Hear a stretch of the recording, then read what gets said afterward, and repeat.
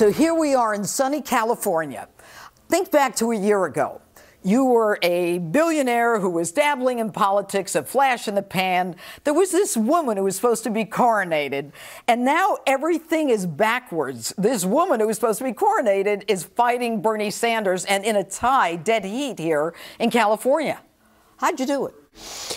Well, it's been an interesting journey. I mean, it started in June 16th of last year, and it's just been a succession of, we've had so many victories. You know, we had 17 people totally running, and it's been an amazing period of time. I guess a lot of people say that. I'm not the only one, but I fought a good fight, and I beat a lot of people that are good people, and now I have one left. It'll probably be Crooked Hillary. She's crooked as you get.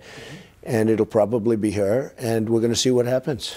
And I think it was in August of 2015 when you were on my show, Justice, and we talked about the RNC, and you demanded that they treat you fairly. Was the whole issue about the third-party run thing, wasn't that part of the treat me fairly issue? Well, it was, but, you know, we're going to see what happens. I don't think there'll be a third party, or certainly not a credible third party. Right now you have the libertarians. I don't see that. I know the people, and I don't see that as being much of a threat. You have... but have they treated you fairly? Yes, the RNC has treated me fairly. They don't really control. If some wacko, like, you know, these characters that are trying to put on... Bill Weld. Well, I'm not even talking about them. I'm talking about a couple of other guys, that, you know, fringe. Oh. They want to put on somebody. Well, I won't even mention the name. You want to give them as little publicity as possible. But I don't think that'll have much of an impact. So you feel the RNC has treated you fairly? I do. I think Reince has been very good.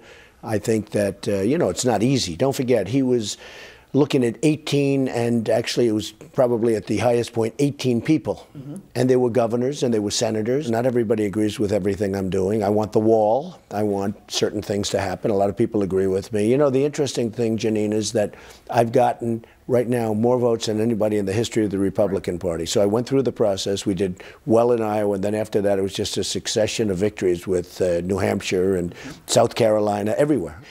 But the big story is everybody's come aboard. Mm-hmm. I mean, if you look at people that were absolutely horrible in terms of what they said, they're now aboard. How do you feel about that? I mean, do you trust people who were just horrible to you? Well, politicians can pivot much more easily than, let's say, a person like me can pivot. You know, they pivot. I mean, they can say horrible things, and then 2 weeks later... But how does a person like you react? like Rick Perry's a good guy. He's always been a good guy. But he was very nasty during the election, and then he got out, and then he endorsed me. I didn't speak to him. He endorsed me, and he said the nicest things. He said that Donald Trump is maybe the smartest person ever to run for the office. Without That's a nice statement. Without. That was a long way from what he was before. And I'll tell you what, I fully understand what he's doing and what he did, and I like him a lot.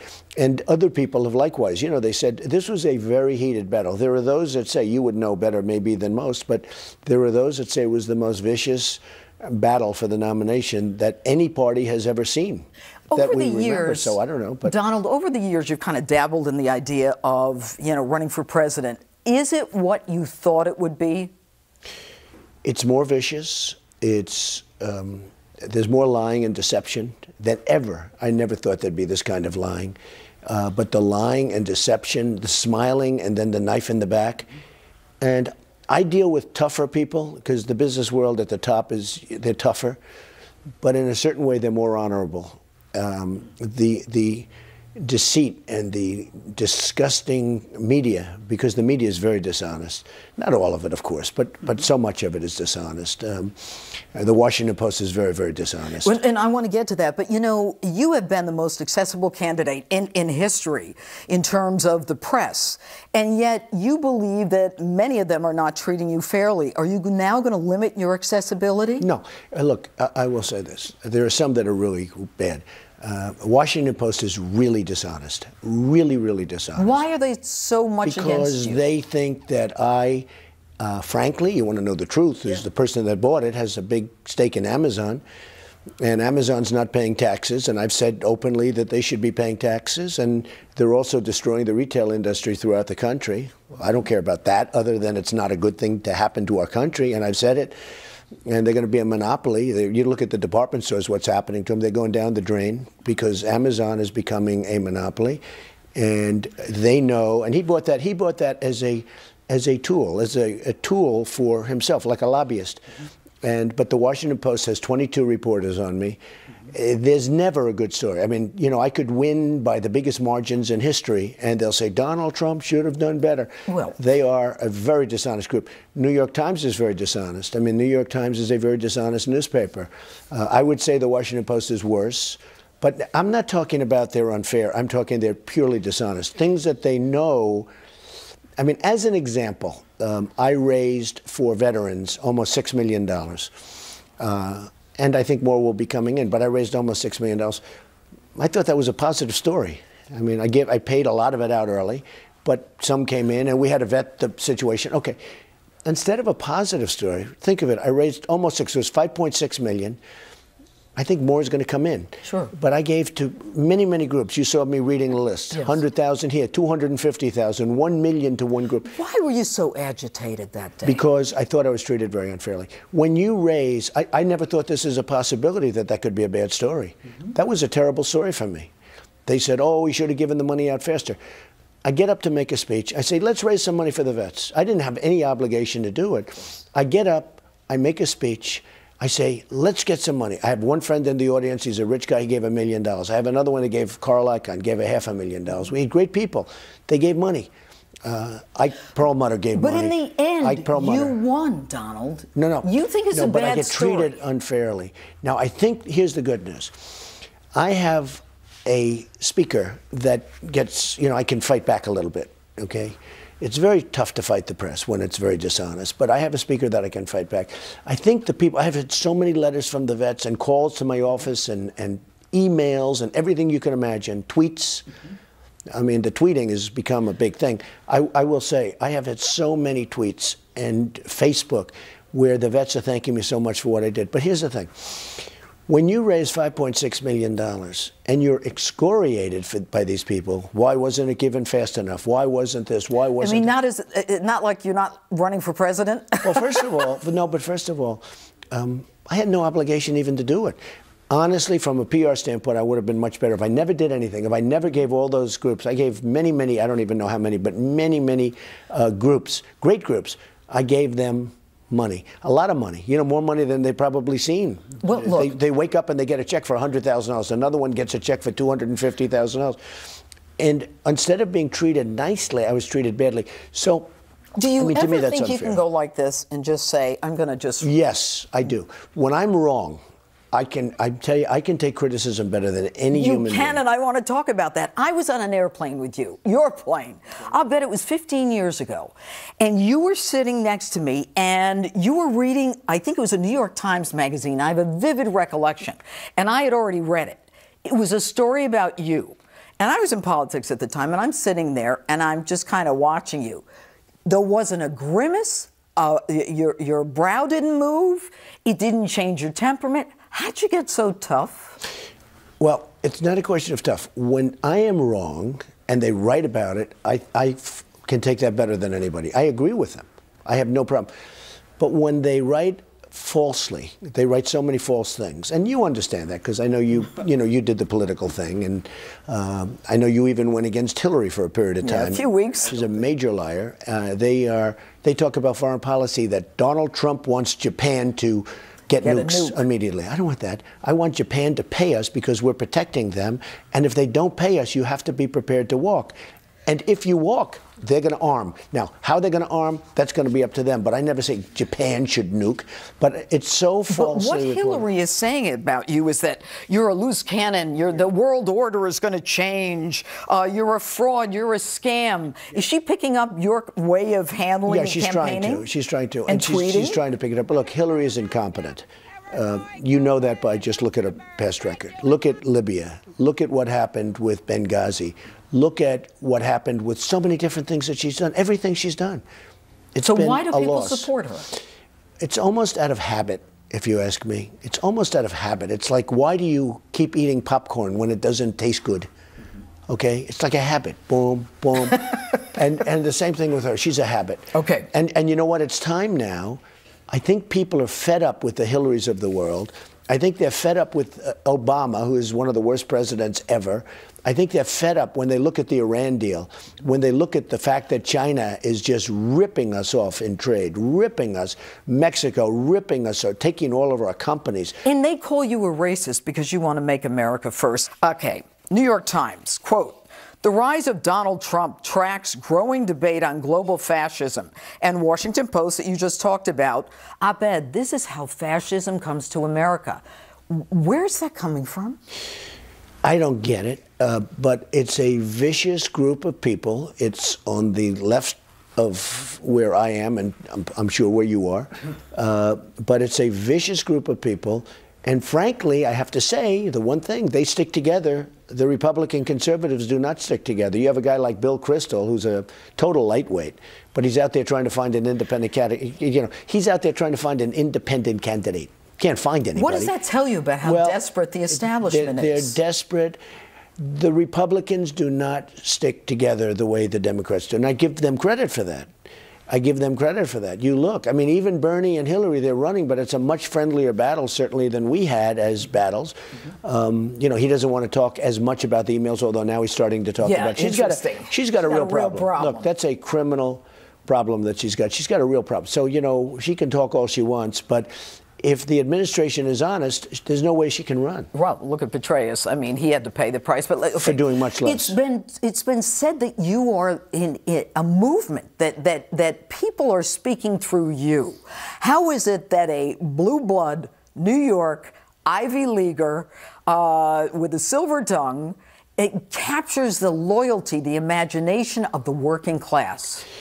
Well, it's been an amazing process, and I understand it. I understood it a long time ago, and people are talking about it. They're saying, here's this guy who lives on Fifth Avenue, and he's really rich, and he you know. But when I was a young guy, my father built houses in Brooklyn and Queens, and I would go to those building sites, and I'd work with the men.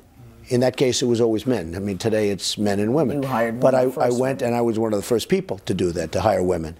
And I got no credit for it, but these are, you know, minor details. What are you going to do? But I was literally in the construction industry. I was literally the first. Okay. So I would work with these people, and I would get along with them great. I loved them. They were tough. They'd fight at lunchtime. I mean, they'd have fist fights over something. But I got along with them great. And for some reason, I mean, I honestly like them much better than the rich people. It's very interesting. And the rich people know it. Why? I don't know. I think they're more real. There's less phoniness. But, you know, you can call them blue collar, you can call them, they're like they're workers. Well, yeah. They're workers. And by the way, some of them are very successful people, and they become very successful because, you know, it is a movement, but it's a movement of everybody. What is the movement? It's a movement of people that are tired of seeing stupid decisions made in our country that are destroying our country, where our companies are leaving, our jobs, our people are being fired, where people haven't had a pay. When you talk about blue collar, they haven't had a pay increase in 18 years, an effective pay increase in 18 years. It's a group of people that are tired of stupidity. It's a group of people that want common sense, and they want to win again. We don't win anymore. We don't win with our military. We can't beat ISIS. More to come. Next, I asked Donald Trump about the controversy swirling around Trump University and his personal comments about the judge in the case. Why did you refer to his ethnicity, Donald? Well, because his heritage is Mexican. And I get Trump's response to President Obama's scathing comments this week about him. He ought to really focus on his job because he's doing a lousy job as president. Part 2 of my interview with Donald Trump is next as justice rolls on. Trump University. Did you oversell that? Let me just tell you, it's just crazy what's going on. So we opened a school. We opened a school that was very successful, had a lot of students, and they did valuation reports after they left. And we had thousands and thousands of valuation reports. Everybody saying it was great. They loved it. They loved it. I don't know if you ever heard this, but we had thousands of them. So why are you getting sued? Because a class action firm from California, who I hear gave Eric Schneiderman a lot of money to run, who I hear paid Hillary Clinton $900,000. This is all stuff that's going to come out that you don't hear. But I hear they paid her $900,000 for speeches. I hear they are. Who did? The firm that brought the law lawsuit firm paid Hillary Clinton $900,000, as I understand it, for speeches. They paid her a lot of money for her campaign. I heard $400,000 or $500,000 for her campaign. It's a very political thing. I have a judge who is truly unfair. I don't know the judge, but he's truly unfair in San Diego federal. Why did you refer to his ethnicity, Donald? Well, because his heritage is Mexican. So and what? Well, because I want to build a wall. And I'm getting along great, I think, with Hispanics, but I want to build a wall. There's some people that don't like that. Some of the numbers don't indicate that. Do you think you have to dial it back? Look, I have to be what I have to be. I mean, I have to tell the truth. I'm going to say that you need the wall. You know, I don't know if you saw what happened yesterday, but the 16,500 Border Patrol agents endorsed me. First time they've ever endorsed a presidential candidate. They believe in you. And I asked them about the wall. I said, let me ask you, how important is that? They said, Mr. Trump, it's so important. You need it.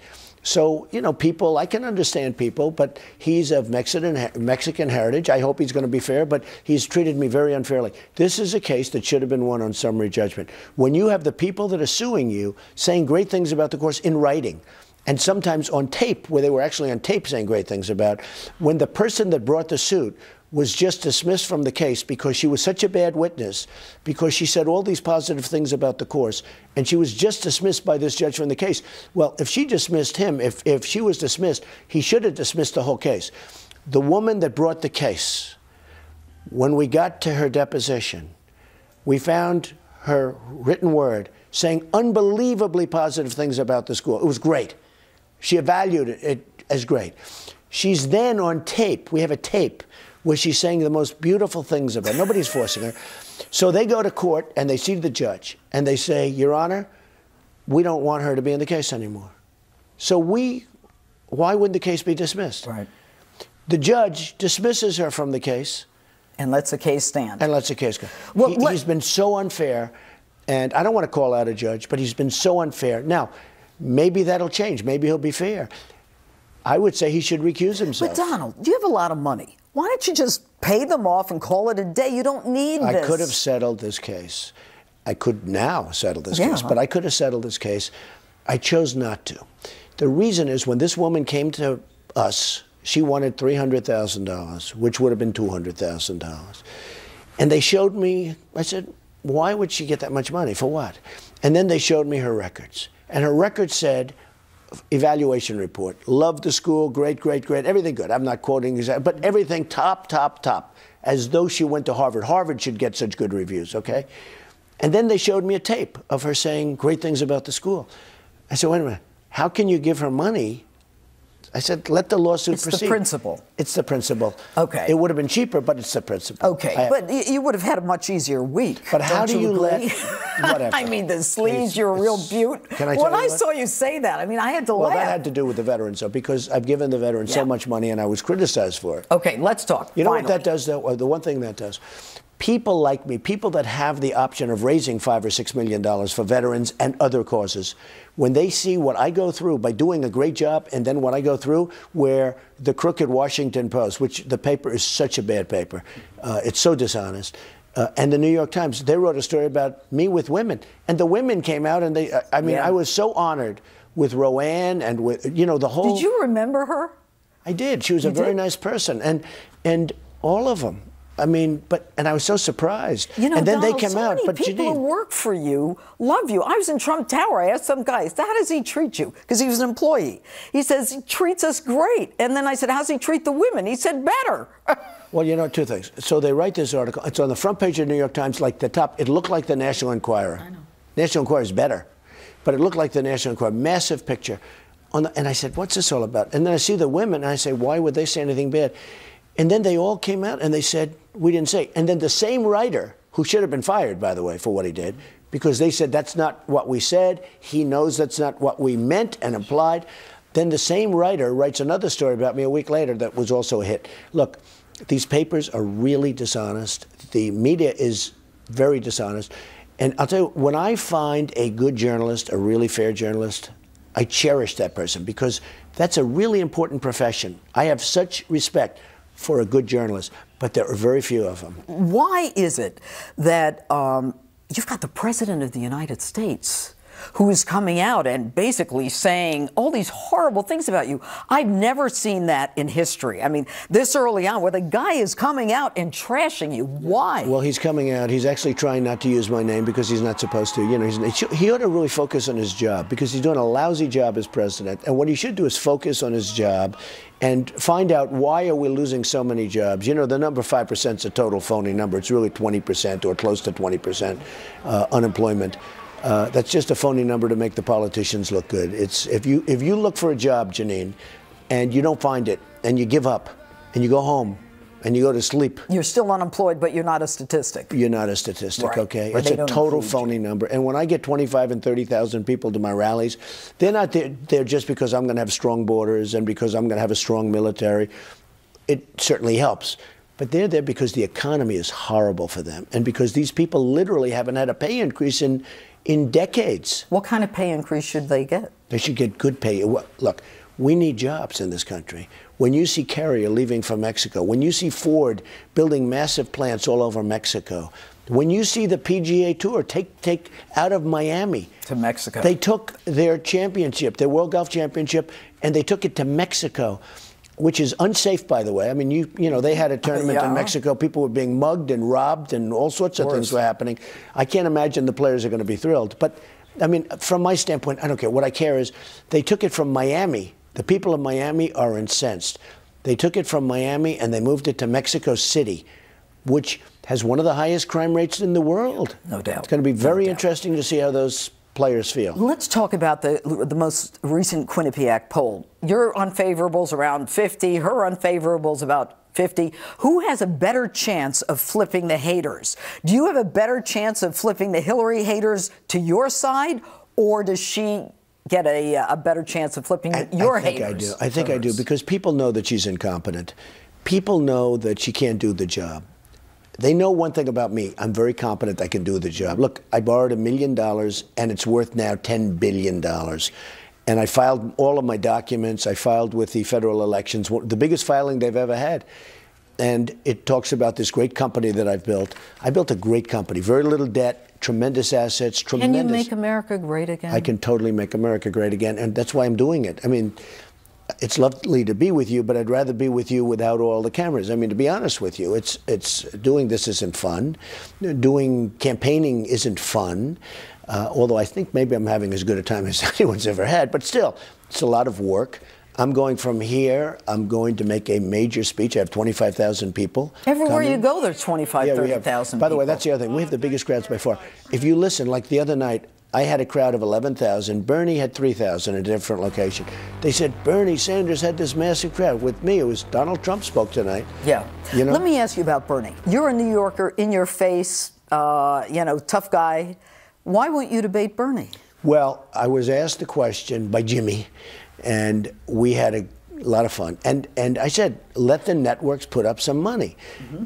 And I said, like, maybe women's health issues, okay? Okay, I did it for the vets. Let's do something for women's health issues. And number one, the networks did not come through. They want to keep the money for themselves. They would make so much money. That would get such ratings. And I would actually love to debate him. The problem is he's number two. And to debate number two when you have number one doesn't really make a lot of sense. What do you say to those people who say the reason you're not debating Bernie is because you don't want to, you know, have a fight off and in the hopes of getting his followers who will never vote for Hillary? Well, the other thing is I don't really want to hit Bernie too hard because I think a lot of Bernie's people are going to come to me. See, Bernie and I are very different, but we're very similar in one thing. It's called trade. He understands what no other Democrat really understands or will say, that the United States is getting ripped off big league on trade. He understands that. I give him credit for that. Now, the difference is I can do something about it. I'll make great trade deals. He can't do that. He wouldn't know where to begin. But that's a big factor. Bernie and I agree on one thing big. The United States is being ripped off on trade. And I'm not looking to hit Bernie too hard because I would like to get his followers. I would, you know. Now, I don't know who she's going to pick. I mean, she may pick Bernie. She may pick Pocahontas from, you know, the phony Native American. Let's talk about the name calling. Yeah, well, it's fine. I mean, look, okay. She's, you know, you have more Indian blood than she has, okay? And I don't have any. Okay, well, that's more than she has. I have none, but I have more than her, okay? No, she did that. It's like a fraud. She said when she was at Harvard. She said, no, so no, I have high cheekbones. So she got into Harvard or one of these schools. Yeah, it was a Harvard thing. And, you know, she said she was a minority.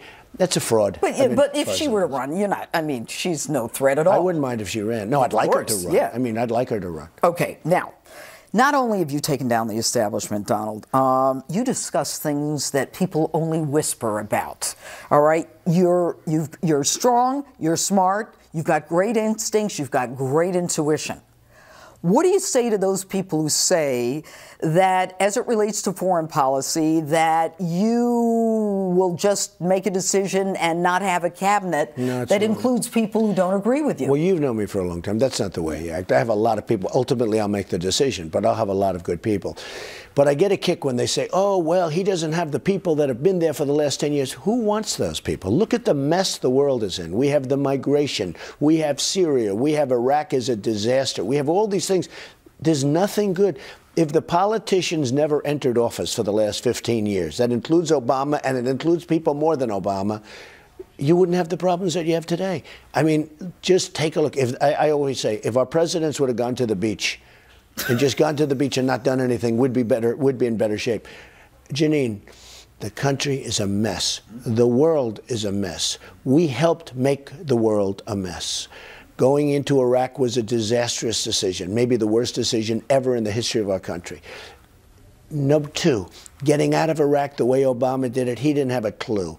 And now you have, I mean, then she got into Libya. And by the way, who has the Libyan oil? I'll tell you who has it. ISIS has it. Right. And it's great oil, by the way. It's the highest quality oil you can get. So ISIS now has the oil that Hillary Clinton gave them by going in and doing that stupid, you know, that stupid attack on Libya. Just the world was crushing, and she goes and wants to do more. She doesn't have a clue. She doesn't know what she's doing. She doesn't have the strength, the energy. She cannot be president. Let's talk about strength and energy. How are you doing it? Number one, you're accessible. You're on radio. You're on television. I mean, you're here with me now. I mean, you're in California campaigning, and you're sitting down with me. I mean, do you ever sleep? Well, I don't sleep that much. I mean, I get 4 or 5 hours, but I just seem to have strength. I love what I do. You know, my father used to say, you gotta love what you do, and I say it all the time. I love what I do. I'm having fun doing this. I mean, it's brutal in a sense, but I have fun doing this. I have a shot at California. Now, traditionally, no Republican would even waste 10 minutes in California. But everywhere I go, I get 30,000 people, 35,000 people. And, you know, the sad part, if I have 100 protesters, that's all they want to cover. In fact, I had one the other day, fairly recently, with 31,000 people. And all they wanted to talk about was the guy that was stomping on the police car, who should have been arrested, by the way. Yeah. I don't even think they arrested him. Yeah. But he was stomping on the police car. That's all they wanted to show.